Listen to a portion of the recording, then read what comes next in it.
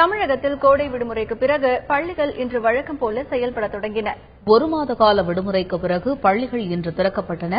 முதல் நாள் என்பதால் மாணவர்கள் உற்சாகத்துடன் பள்ளிக்கு சென்றனர். நீண்ட விடுமுறைக்கு பிறகு நண்பர்கள் ஒருவரை ஒருவர் சந்தித்து மகிழ்ச்சியை பகிர்ந்து கொண்டனர். காலை 9 மணிக்கு பள்ளிகள் திறந்ததும் காலை வழிபாடு நடைபெற்றது. அதனைத் தொடர்ந்து மாணவர்கள் வகுப்பறைக்கு சென்றனர். இன்றைய தினமே மாணவ மாணவியருக்கு விலையில்லா புத்தகங்கள் மற்றும் சீருடைகள் வழங்க அரசு ஏற்பாடு செய்துள்ளது. முழு ஆண்டு தேர்வு விடுமுறை முடிந்து சேலத்தில் உள்ள கோட்டை அரசு பள்ளி மாணவிகள் ஆர்வமுடன் பள்ளிக்கு வந்தனர். தோழிகளை கட்டித் தழுவியும் கைகளை குலுக்கியும் மாணவிகள் மகிழ்ச்சியை வெளிப்படுத்தினர். பிள்ளைகளை இருசக்கர வாகனத்தில் அழைத்து சென்ற பெற்றோர்கள் மாணவர்களுக்கு வாழ்த்து கூறி வகுப்பறைக்கு அனுப்பி வைத்தனர். பள்ளி திறப்பின் முதல் நாளான இன்று தூத்துக்குடி அரசு மற்றும் அரசு உதவி பெறும் பள்ளியில் படிக்கும் 2,20,496 மாணவ மாணவியர்களுக்கு விலையில்லா பாடப்புத்தகங்கள் வழங்கப்பட்டன.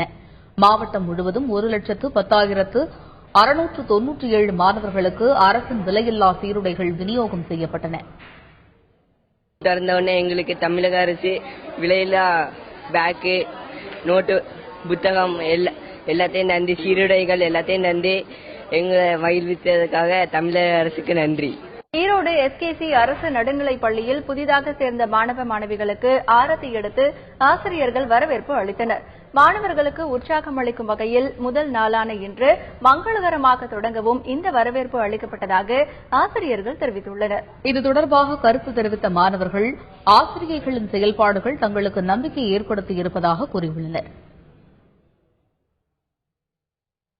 தூத்துக்குடி மாவட்டம் காயல்பட்டினம் பகுதியில் அங்கீகாரம் ரத்து செய்யப்பட்ட தனியார் மழலையர் பள்ளியை பெற்றோர்கள் முற்றுகையிட்டனர்.